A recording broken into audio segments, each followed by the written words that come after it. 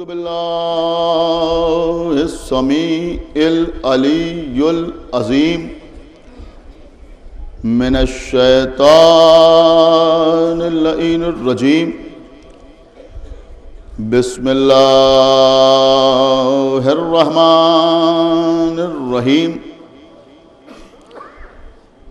الحمد لله الذي جعل كمال دينه وتمام نعمته بولاية أمير المؤمنين علي بن أبي طالب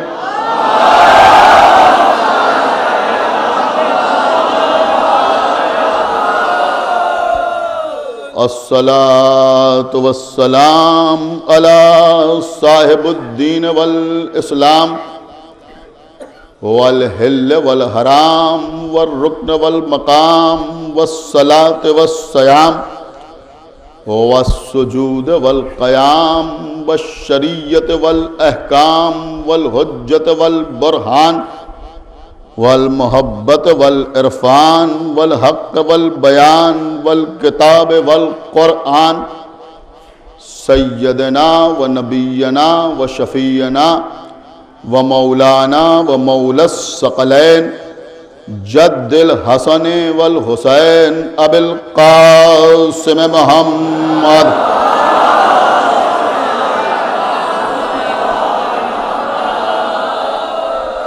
وعلى أهل بيته الطيبين الطاهرين المعصومين المظلومين المنتخبين المنتجبين الذين أذهب الله عنهم الرجس وطهرهم تطهيرا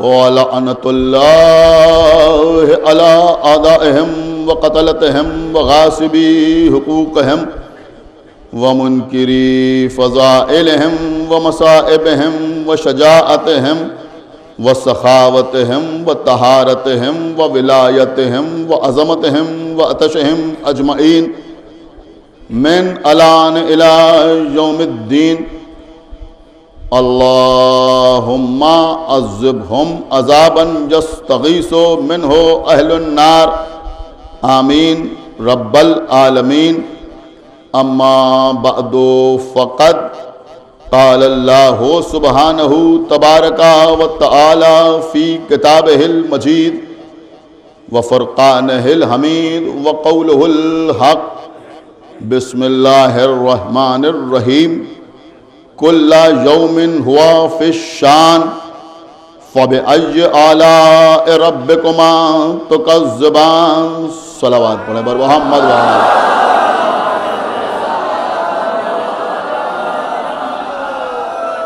حضرات مسلسل پہلی محرم سے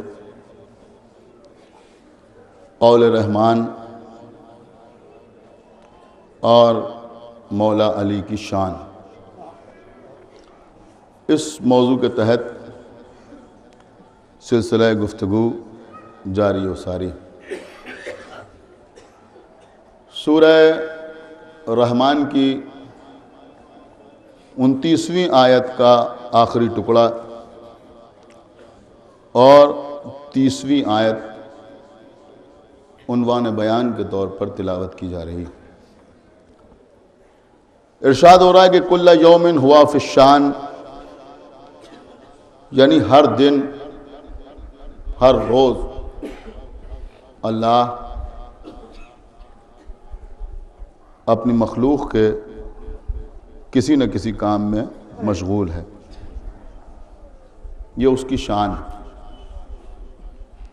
وہ معطل نہیں ہوتا، اس کے لیے تعطیل نہیں ہے، اس کے لیے تعطل نہیں۔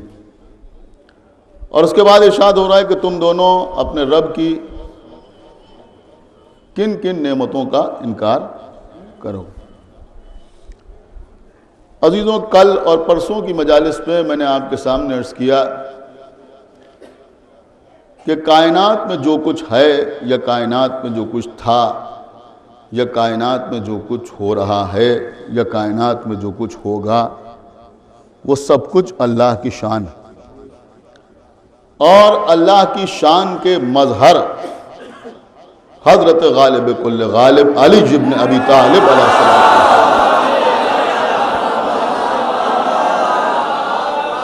لہذا ہمیں یہ ماننا پڑے گا کہ جو شان رحمان ہے وہی میرے مولا علی کی شان ہے۔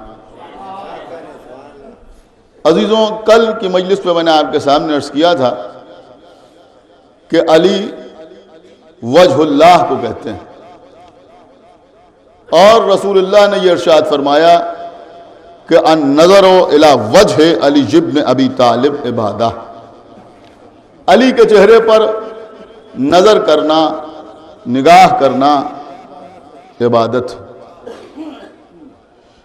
عزیزوں، جب مولا علی کے سلسلے میں اس طرح کی گفتگو کی جاتی ہے تو کبھی کبھی کچھ ابلیسیت والی ذہن کے موحدین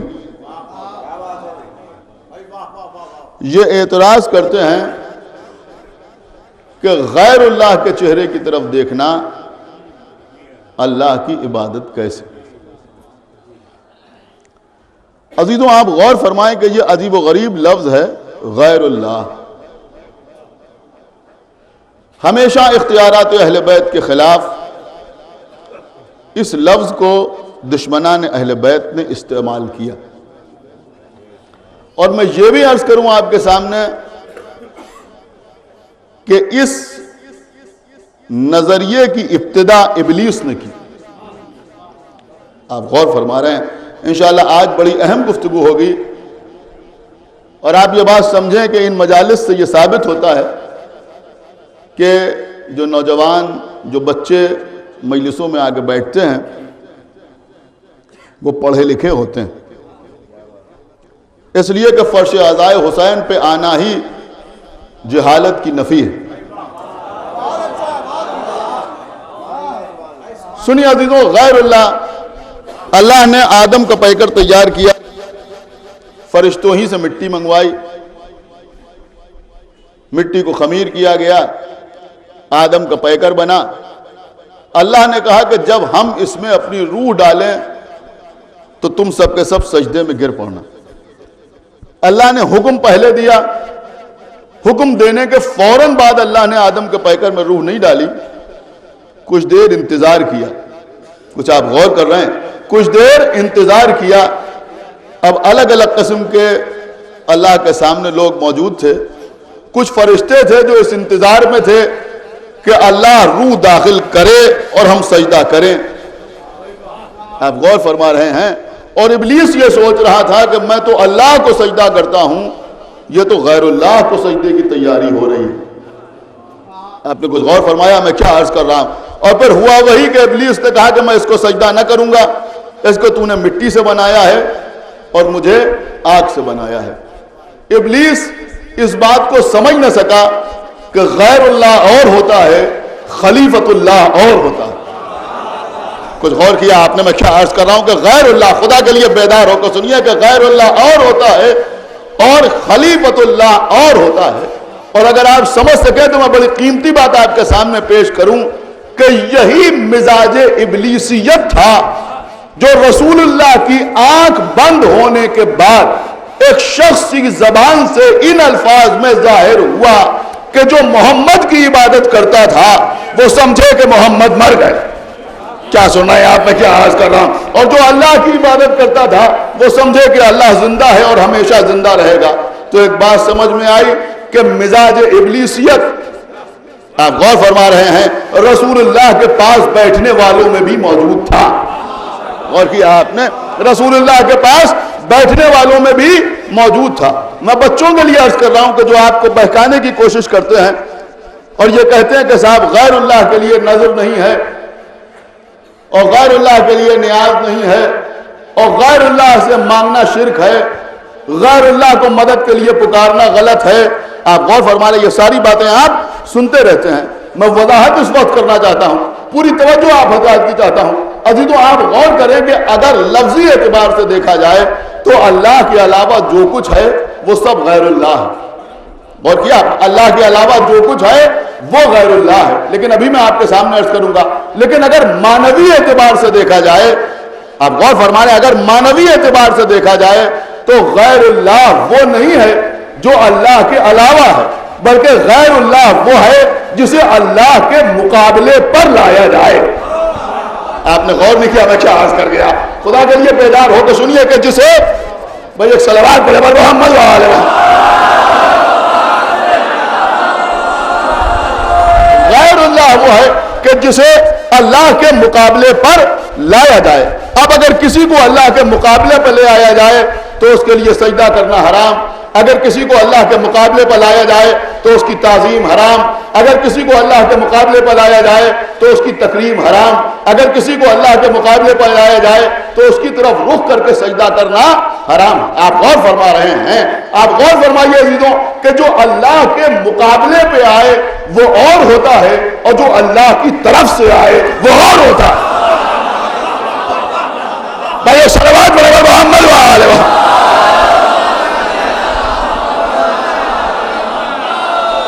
بھائی آج بڑے اہم مرحلوں میں گفتگو ہو رہی ہے. خدا کے لیے بات کو سمجھنے کی کوشش کیجئے جو بات میں آپ کے سامنے عرض کر رہا ہوں. لوگ کہتے ہیں صاحب آپ نماز میں کہتے ہیں ایاک نعبد و ایاک نستعین. آپ کیا کہتے ہیں؟ ایاک نعبد و ایاک نستعین. اس کا مطلب کیا ہوا کہ ہم تیری ہی عبادت کرتے ہیں اور ہم تیری ہی مدد چاہتے ہیں. آپ غور فرما رہے ہیں, ہم تیری ہی عبادت کرتے ہیں اور ہم تیری ہی مدد چاہتے ہیں. اب میں بچوں کے لیے عرض کر رہا ہوں کہ ہم تیری ہی عبادت کرتے ہیں اور ہم تیری ہی مدد چاہتے ہیں.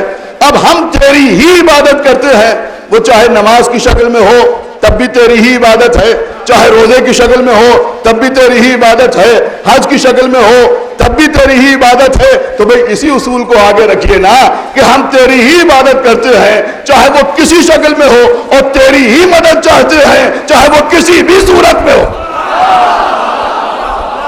ایک صلوات پڑھے محمد وعلیہ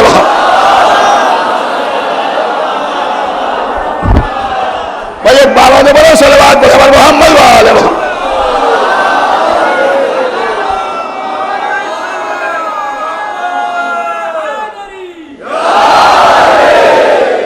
بھائی ایک اور صلوات پڑھ دے پر محمد وعلیہ.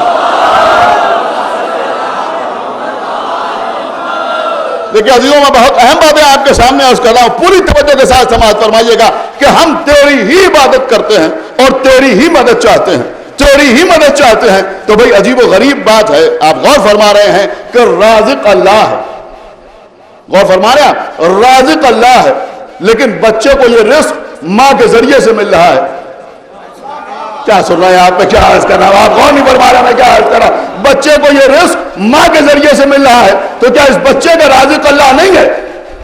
آپ غور نہیں فرما رہے, میں کیا عرض کر رہا ہوں. کہ نہیں, اس بچے کا رازق بھی اللہ ہے, اس کو رزق ماں کے وسیلے سے مل رہا ہے. آپ غور فرما رہے ہیں. تو بھائی اگر رزق ماں کے وسیلے سے ملے تو اس کی رزاقیت پر کوئی حرف نہیں آتا. کیا سنا آپ نے, میں کیا عرض کر رہا ہوں. تو بھئی جب اللہ کا رزق ماں کے ذریعے سے مل سکتا ہے تو کیا اللہ کی مدد علی کے ذریعے سے نہیں آتی؟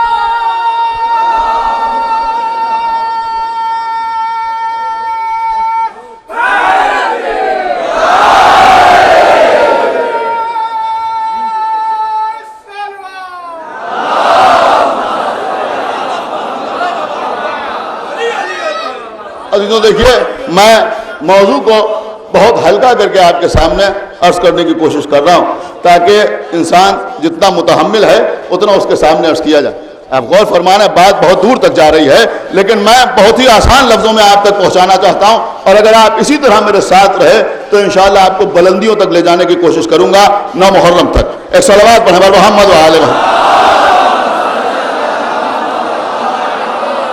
اور دنیا میں کیا ہو رہا ہے، سیاسی حالات کیا ہیں، کون کس پہ حملہ کر رہا ہے اور کیا کر رہا ہے، خدا کے لیے مجھ سے ان معاملات میں آپ سوال کم سے کم 10 دن میں نہ کریں، اس لیے کہ میں بہرحال ایک خالص عزادار گھرانے کی فرد ہوں، اور ہمارے گھر میں پہلی محرم کے بعد نیوز کے لیے بھی ٹی وی نہیں کھولا جاتا۔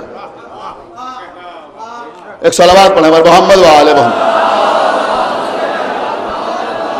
بھائی ایک اور صلوات پڑھیں محمد و آل محمد۔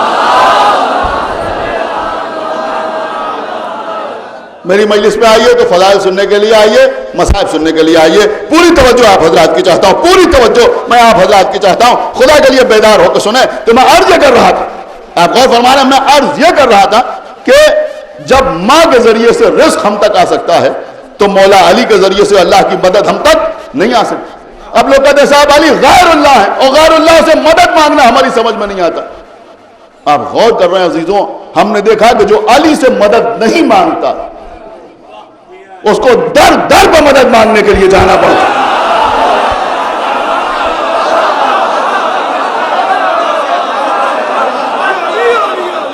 اس کو ہر دروازے پر مدد مانگنے کے لیے جانا پڑتا ہے جو مولا علی سے مدد نہیں مانگتا۔ اب سنیے حضور کا غیر اللہ غیر اللہ۔ اب میں ایک بات عرض کر رہا ہوں، پوری توجہ آپ حضرات، ایاک نعبد، سب سے زیادہ اسی پر زور ہے، ایاک نعبد و ایاک نستعین۔ نے کہا استعانت تو صرف اللہ سے مانگی جائے گی، استعانت تو صرف اللہ سے مانگی جائے گی۔ اچھا جب استعانت اللہ سے مانگی جائے گی تو یہ وستعینوا بالصبر والصلاۃ کیا ہے؟ استعینوا بالصبر والصلاۃ کیا ہے؟ آپ غور فرمانا، وہی لفظ ہے یا نہیں ہے؟ آپ غور نہیں کر رہے، میں کیا عرض کر رہا ہوں، ہے یا نہیں ہے؟ تو قرآن مجید میں آیا کہ صبر سے مدد مانگو اور صلاۃ سے مدد مانگو۔ کیا سن رہے ہیں آپ؟ صبر سے مدد مانگو اور صلاۃ سے مدد مانگو۔ اب جو غیر اللہ کی تعریف بیان کی جاتی ہے کہ اللہ کے علاوہ جو کچھ ہے وہ غیر اللہ ہے، تو ہمیں بتاؤ کہ صبر غیر اللہ ہے یا نہیں ہے؟ کیا سن رہے ہیں آپ؟ جو یہ کہا جاتا ہے کہ صاحب بدون اللہ، آپ غور فرمائیں، بدون اللہ ایک لفظ سنایا جاتا ہے کہ اللہ کے علاوہ یعنی غیر اللہ جو ہے اس سے مدد نہ مانگو، تو یہ صبر اللہ ہے یا نہیں ہے؟ یہ صلاۃ اللہ ہے یا غیر اللہ ہے؟ تو یہ کہا بھئی یہ صبر بھی اللہ نہیں ہے اور یہ صلاۃ بھی اللہ نہیں ہے۔ تو جب یہ صبر و صلاۃ اللہ نہیں ہے تو پھر ان سے مدد مانگنا کیا مانے؟ آپ غور فرما رہے ہیں، ان سے مدد مانگنا کیا مانے؟ سنیے گا مسعود بھائی، ان سے مدد مانگنا کیا مانے؟ تو ہم کو جواب یہ دیا گیا کہ بھئی صلاۃ اللہ نہیں ہے۔ بہت غور سے سنیے گا، صلاۃ اللہ نہیں ہے۔ پھر کیا ہے کہ جب ہم نماز پڑھتے ہیں تو کیا کہتے ہیں؟ جب نماز پڑھتے ہیں تو کیا نیت کرتے ہیں؟ کہ قربتاً الی اللہ۔ کیا سن رہے ہیں آپ؟ خدا کے لیے بیدار ہو کے سنیے، قربتاً الی اللہ، اس کا مطلب یہ ہوا کہ صلاۃ غیر اللہ نہیں ہے، الی اللہ ہے۔ ہائے ہائے ہائے، کیا سن رہے ہیں آپ؟ خدا کے لیے بیدار ہوئیے، یہ غیر اللہ نہیں ہے بلکہ الی اللہ ہے۔ اس کا مطلب کیا ہوا کہ یہ اللہ تک لے جاتی ہے۔ کیا سن رہے ہیں آپ؟ بھائی نئی نیت کرتے ہیں نا، خدا کے لیے بیدار ہوئیے کہ قربتاً الی اللہ، یہ اللہ تک لے جاتی ہے۔ اس کا مطلب یہ ہوا کہ جو الی اللہ ہے اس سے مدد مانگنا غیر اللہ سے مدد مانگنا نہیں۔ کیا سن رہے ہیں آپ؟ اس سے مدد مانگنا غیر اللہ سے مدد مانگنا نہیں ہے۔ اور میں آپ کے سامنے عرض کروں کہ سجدہ اللہ کے لیے ہے، سجدہ اللہ کے لیے ہے، تو پھر یہ کعبے کی طرف رخ کر کے نماز کیوں پڑھی جا رہی ہے؟ کیا کعبہ اللہ ہے؟ آپ غور نہیں کر رہا، میں کیا عرض کر رہا ہوں؟ یہ کعبہ کیا اللہ ہے؟ تو یہ کہنے بھی کعبہ بھی اللہ نہیں ہے، تو پھر کیا ہے کعبہ؟ آپ غور فرمائیں، کعبہ کیا ہے؟ یہ کہا بھائی یہ بیت اللہ ہے، یہ اللہ کا گھر ہے۔ تو کیا اللہ نے خود بنایا؟ کہ نہیں، خود نہیں بنایا اللہ نے۔ پھر کس نے بنایا؟ کہ جناب ابراہیم اور جناب اسماعیل نے بنایا۔ اس کا مطلب یہ ہوا کہ کعبہ بھی الی اللہ ہے۔ آپ غور نہیں فرما رہے، میں کیا عرض کر رہا ہوں؟ یہ بھی الی اللہ ہے، ابراہیم اور اسماعیل نے بنایا، قربتاً للہ۔ آپ غور فرما رہے، اللہ کی قربت حاصل کرنے کے لیے اللہ نے اسے بیت اللہ کا لقب عطا کیا۔ تعظیم اللہ کے لیے ہے، احترام اللہ کے لیے ہے، تکریم اللہ کے لیے ہے، اللہ کے علاوہ کسی دوسرے کی تعظیم جائز نہیں ہے۔ پیغمبر فرماتے تھے العظمت للہ. آپ غور فرما رہے ہیں عظمت جو ہے وہ اللہ کے لیے ہے, تعظیم اللہ کے لیے ہے, تو پھر یہ قرآن کا احترام کیوں؟ آپ غور نہیں کر رہے, میں کیا عرض کر رہا, یہ قرآن کی تعظیم کیوں؟ تو انہوں نے کہا کہ قرآن کی تعظیم اس لیے کہ یہ غیر اللہ نہیں ہے, یہ من اللہ ہے. ہائے ہائے کیا سنایا آپ, خدا کے لیے بیدار ہو کے سنیے, یہ من اللہ ہے. میں یہیں تک آپ کو لانا چاہتا تھا کہ اس کا مطلب یہ ہوا کہ غیر اللہ اور چیزیں ہیں جو اللہ کے مقابلے پر لائی جائیں, انہیں کہتے ہیں غیر اللہ. آپ غور فرما رہے ہیں, ورنہ قرآن ہے من اللہ, کعبہ اور نماز ہے الی اللہ. کیا سن رہے ہیں آپ غور فرما رہے ہیں, قرآن ہے من اللہ اور کعبہ, بہت توجہ کے ساتھ سنیے, کعبہ اور نماز ہے الی اللہ, یعنی یہ اللہ کے لیے ہے اور وہ اللہ کی طرف سے ہے. اس کا مطلب یہ ہوا کہ جو اللہ کی طرف سے ہو وہ اور ہوتا ہے, اور جو اللہ کے لیے ہو وہ اور ہوتا ہے, اور جو غیر اللہ ہے وہ اور ہوتا ہے.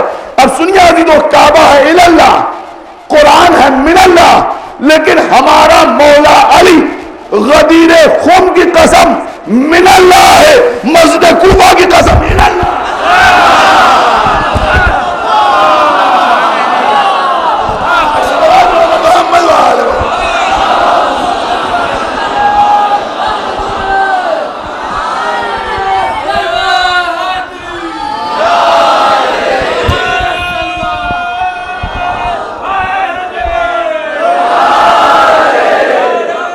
بھائی ایک اور صلوات پڑھے پر محمد میرے خیال میں سب کی سمجھ میں بات نہیں آ رہی ہے جو میں عرض کر رہا ہوں کہ علی من اللہ بھی ہیں اور علی الی اللہ بھی ہیں. آپ غور فرما رہے ہیں من اللہ کیسے ہیں, کہ غدیر کے میدان میں پیغمبر اسلام کے اوپر وحی نازل ہو رہی ہے, یا ایھا الرسول بلغ ما انزل الیک من ربک. کیا سن رہے ہیں آپ, خدا کے لیے بیدار ہو کے سنیے, اے ہمارے حبیب وہ پہنچا دیجئے جو آپ کے رب کی جانب سے آپ کو نازل ہوا ہے. اب نبی نے کیا پہنچایا کہ مولا علی کو ہاتھوں پہ اٹھا کے دکھایا, یعنی نبی نے غدیر کے میدان میں بتایا کہ علی غیر اللہ نہیں ہے, من اللہ ہے. آپ غور فرما رہے ہیں, یہ من اللہ ہے, یہ اللہ کی طرف سے ہے, یہ اللہ کی طرف سے مجھ پر نازل ہوا ہے, اور اللہ کہہ رہا ہے کہ اسے پہنچا دیجئے, میں ہاتھوں پر اٹھا کے تم تک پہنچا رہا ہوں. تو اس کا مطلب یہ ہوا کہ علی غیر اللہ کو نہیں کہتے, علی وجہ اللہ کو کہتے ہیں, علی وجہ اللہ کو کہتے ہیں, علی لسان اللہ کو کہتے ہیں, علی عین اللہ کو کہتے ہیں. آپ غور فرما رہے ہیں, جو لوگ ذرا ذرا سے میں پریشان ہو جاتے ہیں, بے قرار ہو جاتے ہیں, اگر صاحب یا علی کہا تو شرک ہو جائے گا. اب غور فرمائیے عزیزوں, کسی کو کچھ کہہ دیجئے شرک نہیں ہوتا, کسی کو توحید کا خیال کسی معاملے میں نہیں آتا, لیکن توحید یاد آتی ہے تو مولا علی کے سلسلے میں. ہائے ہائے ہائے, یہ بھی میرے مولا کی شان ہے. کیا سننا ہے آپ, کیا عرض کر رہا, خدا کے لیے بیدار ہو کے سنیے گا, یہ بھی میرے مولا کی شان ہے. خداوند عالم درجات عالی کرے حماد اہل بیت شہید محسن نقوی کے, کہ ایک مجلس میں انہوں نے بڑا خوبصورت سے جملہ ارشاد فرمایا. انہوں نے فرمایا کہ ہمارا علی وہ علی ہے کہ جس کو دیکھ کے مومن تو مومن, جنگ کے میدان میں کافر کو بھی اللہ یاد آ جاتا ہے.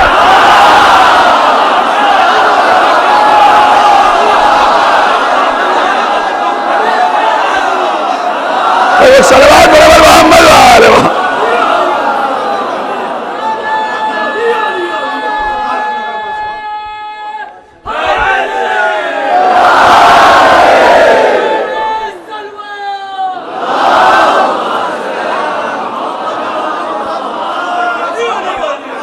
عزیزوں, میں اس سال بہت اختصار سے مجالس پڑھوں گا, اس لیے کہ سردی کا زمانہ ہے, دن چھوٹا ہے, آپ حضرات دیر میں گھر سے باہر نکل پاتے ہیں, مجالس کا سلسلہ بھی دیر میں شروع ہوتا ہے, اور ظاہر سی بات ہے کہ دوسری مجالس کو کسی طرح سے متاثر کرنا مقصود نہیں ہے, لہذا مجالس انشاءاللہ کم سے کم وقت میں آپ کے سامنے عرض کرنا ہے. کل بھی میں نے آپ کے سامنے اسی طرح مجلس میں کچھ باتیں عرض کی تھیں, اور آج بس عزیزو سنیے, پوری توجہ کے ساتھ سماعت فرمائیں, مجھے آپ کا زیادہ وقت نہیں لینا ہے, اور باقی کچھ سننا ہو تو شام کو 6:15 بجے چودھری ہاؤس میں آئیے, جناب بادشاہ صاحب کی یہاں, یا اس کے بادشاہ کو پہلے سے, اس کے بعد 6 محرم تک نجف کے قریب جناب انصار صاحب کے زخانے. عزیزوں, مدد مانگنا، علی سے مدد مانگنا، علی سے مدد مانگنا. بس آخری بات، اور آپ کو اختیار ہے چاہے جیسے سنیں. لوگ ہم سے پوچھتے ہیں کہ صاحب کوئی ایسی نص ہے معصوم کی، رسول اللہ کی کوئی ایسی نص ہے کہ رسول اللہ نے فرمایا ہو کہ علی سے مدد مانگو؟ دیکھیں واقعی اگر جذبہ ہے اور واقعی اگر دل میں ولایت دوڑ رہی ہے تو انشاءاللہ کوئی شخص خاموش نہیں رہے گا. انشاءاللہ کوئی بھی پاک و پاکیزہ نسب والا کسی مصلحت کا شکار ہو کے خاموش نہیں رہے گا. پوری توجہ کے ساتھ آپ سماعت فرمائیں جو بات میں عرض کر رہا ہوں. ابھی تو لوگ ہم سے کہتے ہیں کہ صاحب کیا کسی آیت میں رسول اللہ کی کسی حدیث سے یہ ثابت ہوتا ہے کہ رسول اللہ نے ظاہر بظاہر ہم سے کہا ہو کہ تم علی سے مدد مانگو؟ سناؤں آپ. کتاب کا نام ہے ابوذر غفاری، لکھنے والے علامہ ابن فقیہ، علامہ آل فقیہ اپنی کتاب ابوذر غفاری میں جناب ابوذر غفاری کے بہت سے فضائل بیان کرتے ہیں. اور میں یہ بھی بچوں کے لیے عرض کر دوں کہ یہ جناب ابوذر غفاری وہ ہیں کہ جن کے لیے پیغمبر نے فرمایا کہ زمین نے ابوذر سے زیادہ سچے کا بوجھ نہیں اٹھایا اور آسمان نے ابوذر سے زیادہ سچے پر سایہ نہیں کیا. کیا سن رہے ہیں آپ؟ انشاءاللہ کوئی خاموش نہیں رہے گا.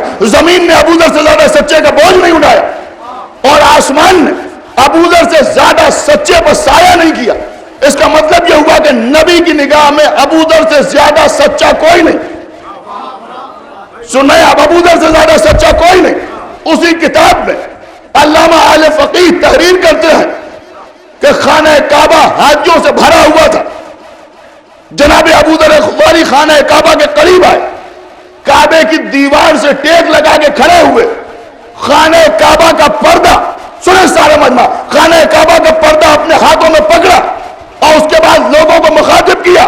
وہ آواز دی کہ اے گروہ انصار و مہاجرین، اے گروہ انصار و مہاجرین، اے کلمہ پڑھنے والوں، اے اللہ کی وحدانیت اور محمد کی رسالت کی شہادت دینے والوں، اے نماز ادا کرنے والوں، اے پابندی سے روزہ رکھنے والوں، اے ہر سال حج کے لیے آنے والوں، سنو، قسم ہے اس ذات کی جس کے قبضہ قدرت میں میری جان ہے، میں نے 3 موقعوں پر اللہ کے رسول کو مولا علی کے سلسلے میں، سنیے گا حسن صاحب، مولا علی کے سلسلے میں یہ فرماتے ہوئے سنا کہ مولا علی میدان جنگ میں تلوار چلا رہے تھے اور رسول اللہ اپنے ہاتھوں کو پیش پروردگار بلند کر کے فرما رہے تھے کہ اے میرے اللہ تو علی کی مدد کر اور علی سے مدد لے.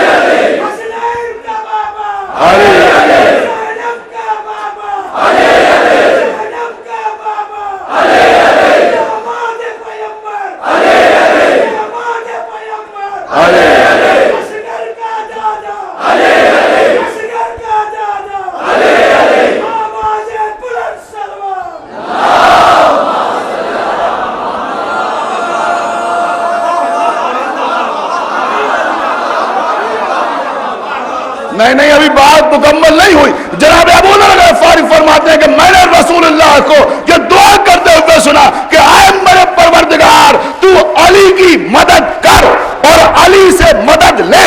اب دوسرا جملہ آپ کے حوالے ہے، تو علی کی مدد کر اور علی سے مدد لے، تو علی کو کامیاب کر اور علی کے ذریعے کامیاب ہو.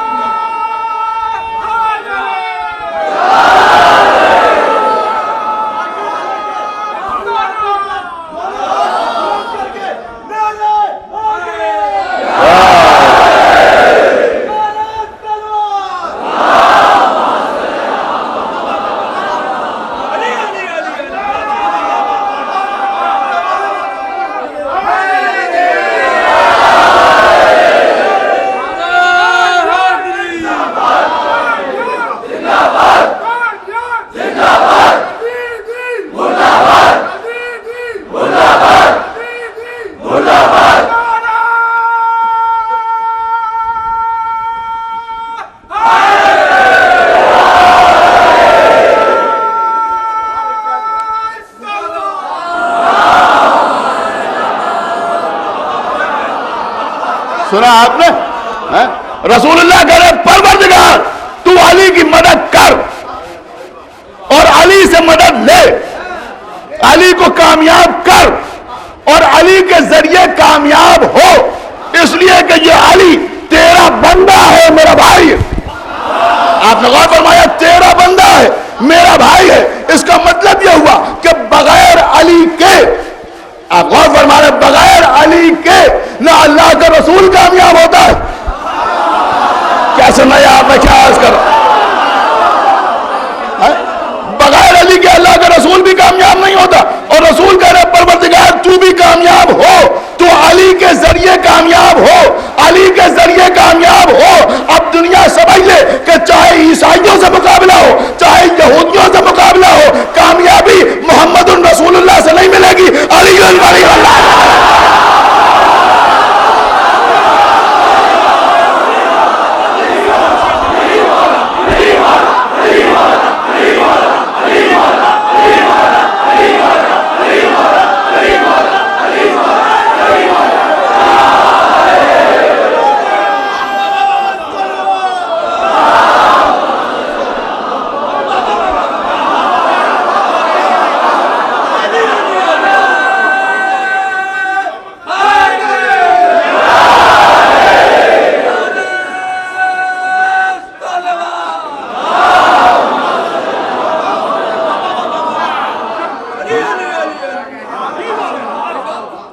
تو آپ نے غور فرمایا کہ کامیابی کے لیے مولا علی کو پکارنا ضروری ہے، اس لیے کہ جب علی کو پکاریں گے تو کامیاب ہوں گے، اور علی کو نہ پکاریں گے تو کامیابی نہ ملے گی۔ کچھ بھی کرتے رہیں کامیابی نہ ملے گی، کامیابی علی کے نام سے ملتی ہے۔ آپ غور فرمانے کامیابی علی کے نام سے ملتی ہے، اس لیے کہ علی اللہ کی شان کا نام ہے۔ آپ غور فرمانے علی اللہ کی شان کا نام ہے، تو نبی اللہ سے دعا کر رہے ہیں۔ اب دیکھیں میں دیکھ رہا ہوں کہ کچھ لوگوں کے چہرے سوالیہ نشان بنے جا رہے ہیں، سمجھ میں بات نہیں آ رہی ہے صاحب یہ کیا پڑھ دیا؟ اللہ علی سے مدد کیسے لے گا؟ اب سمجھداروں کے لیے اشارہ کافی ہے۔ بھئی میں نے پہلے دن یہ بات کہی تھی کہ اگر محبت ہوتی ہے تو فضیلت سمجھ میں آتی ہے، سمجھا؟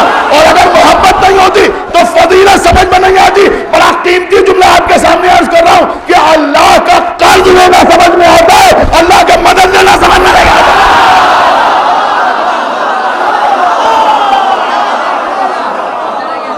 تو یہ بہت سوالات بڑے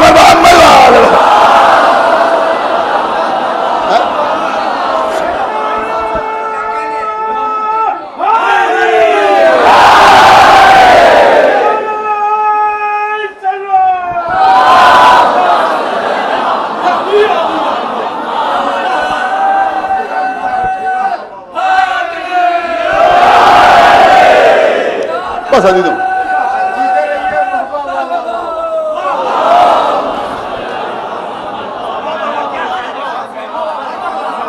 کیا شان ہے میرے مولا کی، کیا شان ہے میرے مولا کی، ہماری جان قربان، ہماری جان قربان میرے مولا پر۔ بے شک اللہ ہی ولی ہے اور اللہ ہی نصیر ہے، لیکن اس وقت تک اللہ کی نصرت حاصل ہی نہیں ہوتی جب تک ید اللہ کو پکارا نہ جائے، جب تک ید اللہ کو آواز نہ دی جائے۔ عزیزوں آپ غور فرمائیں، جو لوگ آج ہم سے کہتے ہیں کہ صاحب اللہ کے علاوہ کسی اور کو نہ پکاریے، اللہ کے علاوہ کسی اور کو نہ پکاریے، ناصر تو صرف اللہ ہے۔ میں پوچھنا چاہتا ہوں ان لوگوں سے کہ کیا امام حسین علیہ السلام سے زیادہ آپ کو معرفت الہی حاصل ہو گئی ہے؟ آپ نے غور ہی نہیں کیا میں کیا عرض کر رہا ہوں، کیا معرفت الہی حسین ابن علی سے زیادہ حاصل ہو گئی ہے؟ حسین بھی جانتے تھے کہ ناصر اللہ ہے، اور جب جانتے تھے کہ ناصر اللہ ہے تو کربلا کے میدان میں کیوں فرمایا حل میں ناصر ینصرہ؟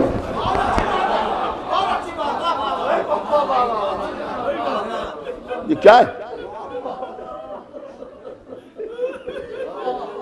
حل میں ناصر ینصرہ، کون ہے جو میری نصرت کو آئے؟ عزیزوں سمجھنے کی ضرورت ہے۔ آپ یقین مانیں کہ بغیر اہل بیت کے در سے وابستہ ہوئے نہ دنیا میں کامیابی حاصل ہو سکتی ہے نہ آخرت میں کامیابی ہو سکتی ہے۔ کامیابی اسی وقت حاصل ہوتی ہے جب انسان اہل بیت کے در سے وابستہ ہو جاتا ہے۔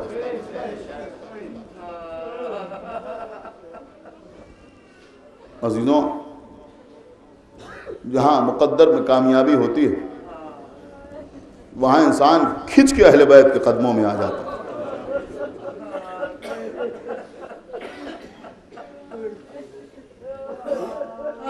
آج تیسری محرم،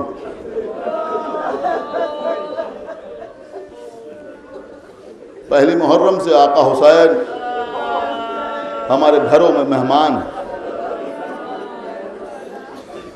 آج میں چاہتا ہوں کہ آپ کے سامنے مہمان کے مہمان کا تذکرہ کروں۔ وہ مہمان حسین کا کہ جو صبح عاشور آقا حسین کی خدمت میں آئے۔ ہماری جان قربان شب عاشور جناب حر اپنے خیمے کے باہر کھڑے ہوئے ہیں۔ غلام قریب آیا، آگے کہتا ہے آقا کھانا نوش فرما لیجیے۔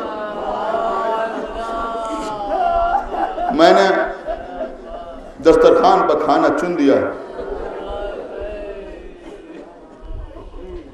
جناب حر نے ایک ہاتھ سے غلام کا بازو پکڑا، ایک ہاتھ سے بیٹے کا بازو پکڑا۔ اس خیمے میں پہنچے جہاں غلام نے دسترخوان بچھایا تھا۔ جا کے کیا دیکھا کہ کھانے کے ساتھ ساتھ آب سرد کے جام بھی رکھے ہوئے ہیں۔ غور سے آپ خوروں کو دیکھا، بیٹے کی طرف دیکھا، پھر غلام کی طرف دیکھا اور دونوں سے ایک سوال کیا کہ یہ بتاؤ کہ یہ کیا ہے؟ تو دونوں نے وہ ایک زبان کہا۔ بیٹے نے کہا بابا، غلام نے کہا آقا یہ آب سرد، یہ پانی۔ اور دسترخوان میں نہ بیٹھے، خیمے سے باہر آ گئے، کچھ قدم خیام حسینی کی طرف بڑھائے، اور جب کانوں میں حسین کے چھوٹے چھوٹے بچوں کی آواز آئی آل آتش، تو پھر دونوں سے پوچھا کہ بتاؤ یہ کیا ہے؟ تو دونوں نے کہا آقا یہ حسین کے چھوٹے چھوٹے بچے آل آتش آل آتش کی آواز بلند کر رہے ہیں۔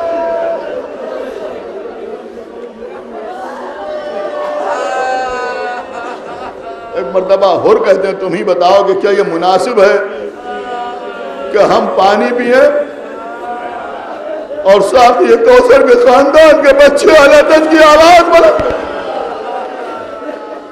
بیٹے سے کہا بیٹا میں ایک طرف جنت دیکھ رہا ہوں، ایک طرف جہنم دیکھ رہا ہوں۔ اے بیٹا مجھے جہنم میں جانا گوارا نہیں، اے بیٹا میں جنت کی طرف جانا چاہتا ہوں۔ بیٹے نے کہا بابا سوچ تو میں بھی یہی رہا تھا، لیکن کہنے کی ہمت نہیں ہو رہی تھی۔ بابا چلیے حسین کی جانب۔ کہا بیٹا ہم ایسے نہیں جائیں گے۔ کہ بیٹا اگر ہم اس وقت چلے گئے تو لوگ کہیں گے رات کے اندھیرے کا فائدہ اٹھا کے حر چلا گیا۔ کہ بیٹا ہم دن کے اجالے میں جائیں گے۔ صبح ہوئی، حر اپنے بیٹے اور غلام کے ساتھ، اور بعض روایتوں میں ہے کہ اپنے بیٹے اور اپنے بھائی کے ساتھ پسر سعد کے پاس آئے، اور آنے کے بعد کہتے ہیں یہ بتا کہ کیا مصالحت کی کوئی صورت نہیں؟ اس نے کہا نہیں، اب مصالحت کی کوئی صورت نہیں، اب تو جنگ ہوگی اور ایسی جنگ ہوگی کہ زمانہ یاد کرے گا۔ جناب حر کہتے ہیں سن اگر جنگ ہوگی تو میں جنگ کروں گا، میں تلوار چلاؤں گا، میں اپنی شجاعت کے جوہر دکھاؤں گا۔ اس نے کہا حر ہمیں تمہاری شجاعت اور بہادری پہ ناز ہو، ہمیں یقین ہے کہ تم تلوار چلاؤ گے، ہمیں یقین ہے تم شمشیر دھنی کرو گے۔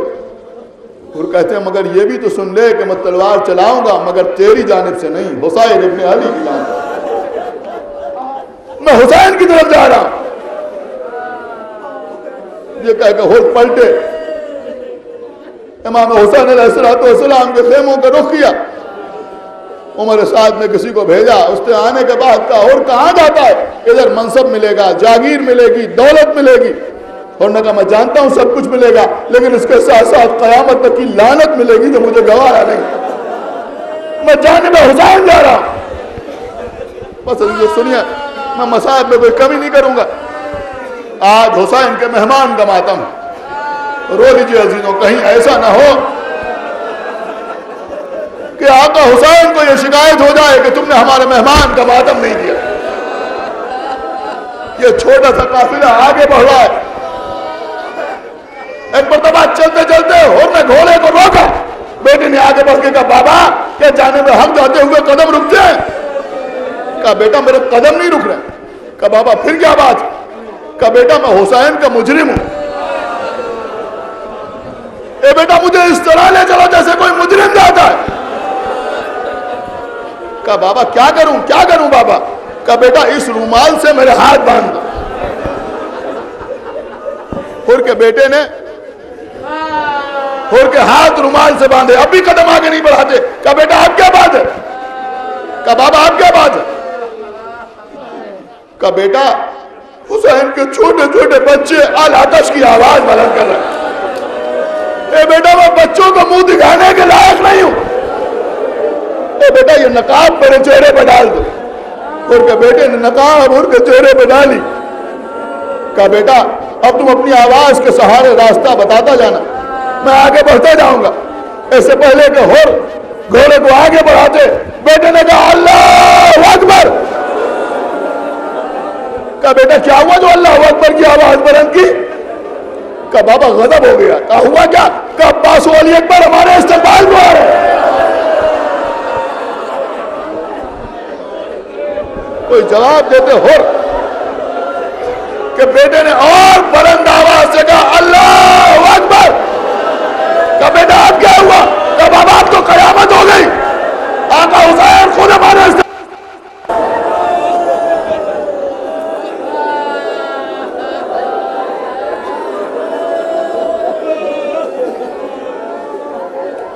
پسندی تو یہ سننا تھا کہ ہر نے اپنے کو گھوڑے سے گرا دیا. اور اس کے بعد بیٹے سے کہتے ہیں بیٹا تو اتنا کر کہ مجھے حسین کے قدموں تک پہنچا دے. ہر کے بیٹے اور ہر کے غلام نے ہر کو اٹھا کے حسین کے قدموں تک پہنچایا. اپنی پیشانی حسین کے قدموں پر رکھی. بندھے ہوئے ہاتھوں سے حسین کے قدم پکڑے. آواز دی آقا حسین کہ میرے ایسے خطوار کی خطا بھی معاف ہو سکتی.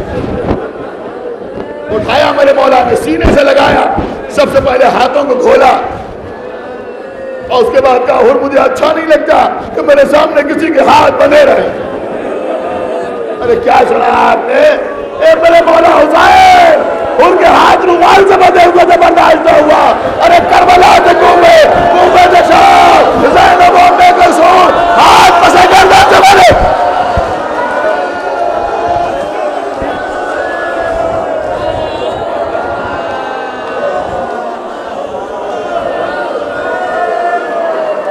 تو دنیا میں بھی ہو رہا ہے, آخرت میں بھی ہو رہا ہے. اور کی پشت پہ ہاتھ رکھے ہوئے اسے لے کے خیمے میں آئے. خیمے میں ہر کو بٹھایا.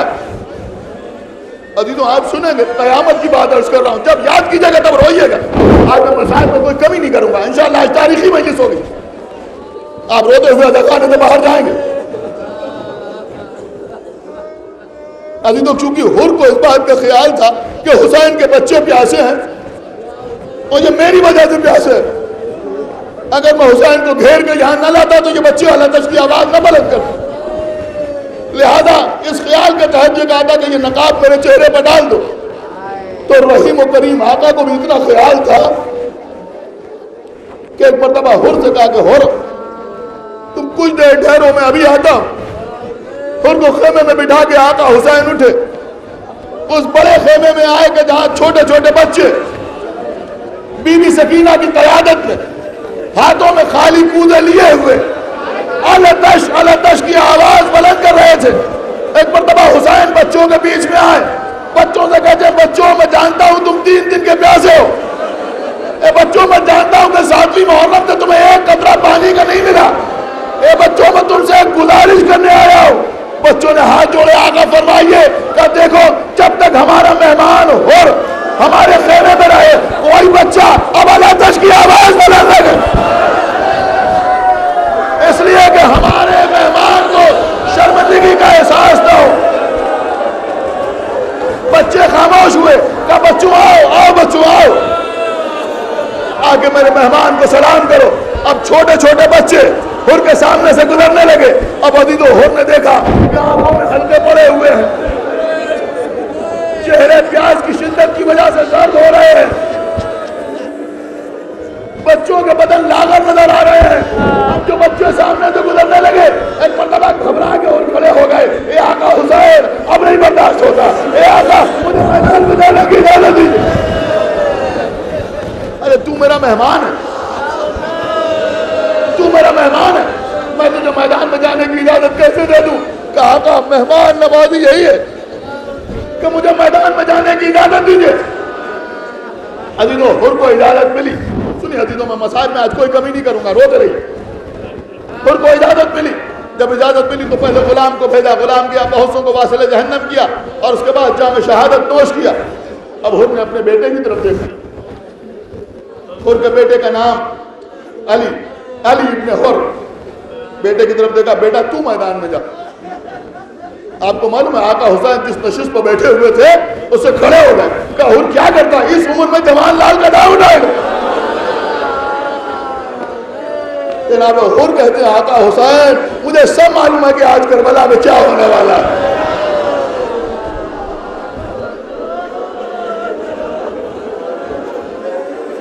ابھی تو زندگی بھر رونے کے لیے یہ جملہ کافی ہے کہ جناب حر آقا حسین سے کہتے مولا آپ کو آپ کے لال اکبر کا واسطہ میرے لال کو میدان میں جانے کی اجازت دے دی.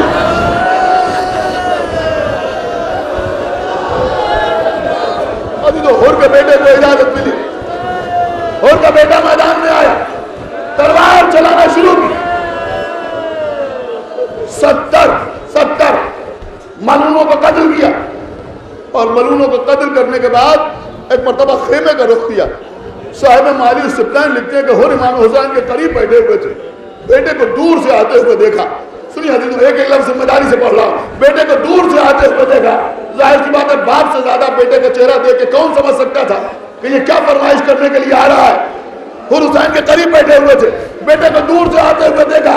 ایک مرتبہ حسین کے پاس سے اٹھے اور دوڑتے ہوئے بیٹے کے قریب پہنچے.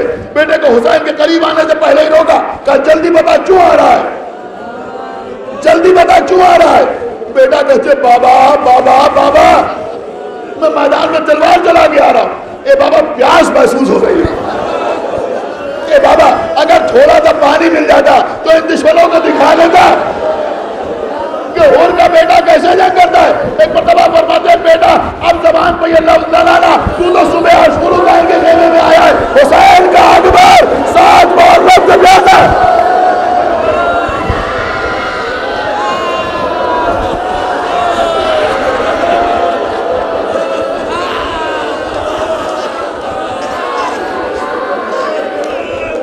بیٹا حسین کا علی اکبر 7 محرم سے زیادہ. جاؤ بیٹا جاؤ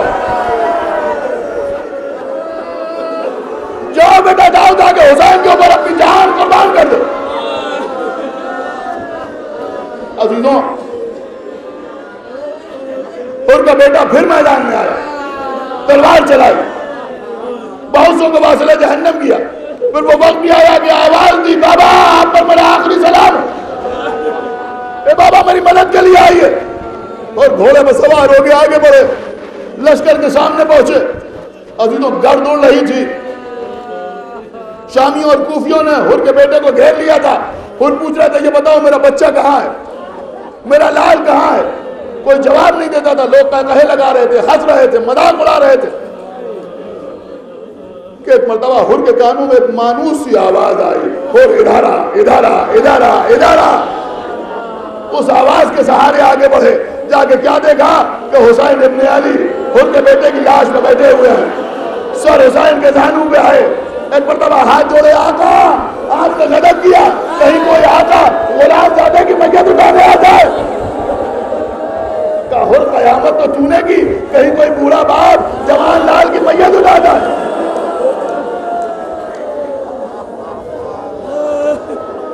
آقا حور کے بیٹے کا اتنا خیال، لیکن جب اکبر کا لاشا اٹھائیں گے تو کیا عالم ہوگا؟ بس عزیزوں حور کے بیٹے کا لاشا خیمے میں آیا، اب وہ وقت بھی آیا کہ جناب حور میدان میں آئے. جناب حور تلوار چلاتے رہے اور وہ شیرانہ جنگ کی کہ یزید کے لشکر کو بھاگتے راستہ نہیں مل رہا. آخر میں عمر سعد نے پکار کے کہا کہ سب مل کے حر پر ٹوٹ پڑو. اب جنگ کے اصولوں کو توڑتے ہوئے سارا کا سارا لشکر یزید ایک اکیلے حر کو پر ٹوٹ پڑا. حر تلوار چلا رہے تھے. پھر ایک وقت ایسا بھی آیا کہ حر کا گھوڑا زخمی ہوا، حر گھوڑے سے زمین پر اترے اور اس کے بعد پیادہ جنگ کرتے ہوئے جناب حر نے 1250 ملعونوں کو واصل جہنم کیا. بہرحال جنگ کرتے رہے، لڑتے رہے یہاں تک کہ ایک شخص نے پس پشت آ کر ایک زہر میں بجھی ہوئی تلوار حر کی پشت پر لگائی. ایک شخص نے سامنے سے ایک نیزہ مارا جو حر کی پیشانی پہ آگے لگا، زمین پر گرے. آواز دی آقا حسین میں نے آپ پر اپنی جان قربان کر دی. حسین ابن علی نے آواز دی بھیا عباس آگے بڑھو، بیٹا علی اکبر آگے بڑھو، ہمارے مہمان کی مدد کے لیے چلو. ابھی تو آقا حسین حر کے سراہنے آئے، سر اٹھا کے اپنے دانوں پر رکھا. اور کہاں زخم لگا ہے؟ کہا آقا پیشانی میں زخم لگا ہے. ابھی تو بس مجلس تمام ہو رہی ہے. ایک مرتبہ حسین نے اپنی جیب سے بی بی زہرا کے ہاتھ کا بنا ہوا رومال نکالا، حر کے زخم سر کے خون کو اپنی ابا کے دامن سے صاف کیا اور اس کے بعد وہ رومال زہرا حر کے زخم میں باندھ دیا. فرمایا حر یہ رومال امانت ہے، حر یہ رومال باندھ دیا ہے، اب کوئی تجھے جنت پہ جانے سے نہیں روک سکتا. بس ابھی تو مجلس تمام کر رہا ہوں. میں کہوں گا اے جناب حر آخری وقت میں کم سے کم رحیم و کریم آقا سراہنے آ گیا، ابا کے دامن سے خون کو صاف کر دیا، زخم سر میں رومال باندھ دیا. لیکن جب یہی زہرا گلا زخموں سے چور چور ہو کے زمین کربلا پہ گرے گا تو کوئی بدن سے خون صاف کرنے والا نہ ہوگا، کوئی زخموں پر پٹی باندھنے والا نہ ہوگا. زینب کے کانوں میں آواز آ رہی ہوگی 1900 زخم تنے چاک چاک پر. ارے زینب نکل، حسین طرفتا ہے خیر. روئیے دنوں روئیے.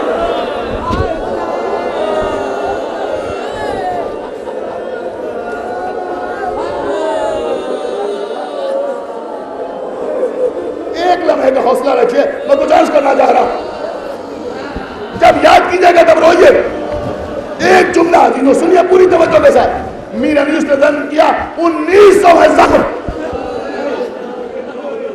1900 زخم تنے چاک چاک پر. ارے زینب نکل، حسین تڑپتے ہیں خاک پر. آپ کو معلوم ہے یہ میر صاحب نے کس وقت کا منظر پیش کیا ہے؟ جب امام حسین گھوڑے سے زمین پہ آئے. نہیں غور کر رہے ہیں میں کیا عرض کرنا. جب حسین گھوڑے سے زمین پہ آئے ہیں تب میر صاحب کرے 1900 زخم تنے چاک چاک پر. ارے یہ حسین کے لاشے کے پامال ہونے سے پہلے کا مرحلہ ہے.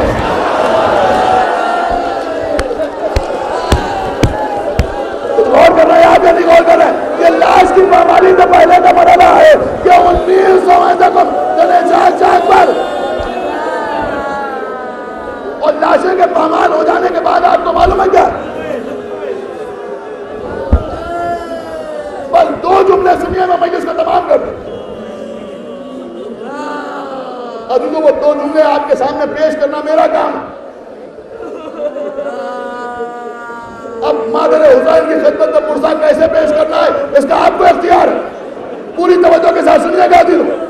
الگ الگ کتابوں میں، الگ الگ روایتوں میں، الگ الگ مقاتل میں امام حسین کے جسم کے زخموں کی تعداد الگ الگ ہے. کسی نے بتایا کہ 1000 زخم تھے، کسی نے بتایا کہ 1200 زخم تھے، کسی نے بتایا کہ 1400 زخم تھے. میر صاحب نے نظم کیا کہ 1900 زخم تھے. لیکن عزیزوں آپ سنیں گے کسی نے ہمارے چوتھے امام زین العابدین علیہ السلام سے پوچھا کہ مولا کربلا کے میدان میں 11 محرم کو جب آپ کو زنجیروں میں جکڑ کے لے جایا جا رہا تھا اور آپ حسین کے لاشے کے قریب سے گزرے تھے، تو اس وقت آپ نے کیا دیکھا؟ آپ کے آقا حسین، آپ کے بابا حسین کے جسم پر کتنے زخم تھے؟ ہمارے مولا نے یہ نہیں فرمایا کہ 700 یا 800 یا 1000 یا 1200 یا 1400 یا 1900. عزیزوں جب یاد کیجیے گا تب روئیے گا. ایک مرتبہ امام زین العابدین نے اپنے ہاتھ سے انگوٹھی اتاری اور اس کے بعد انگوٹھی دکھا کے فرمایا کہ اس نگینے کے برابر بھی کوئی جگہ ایسی نہ تھی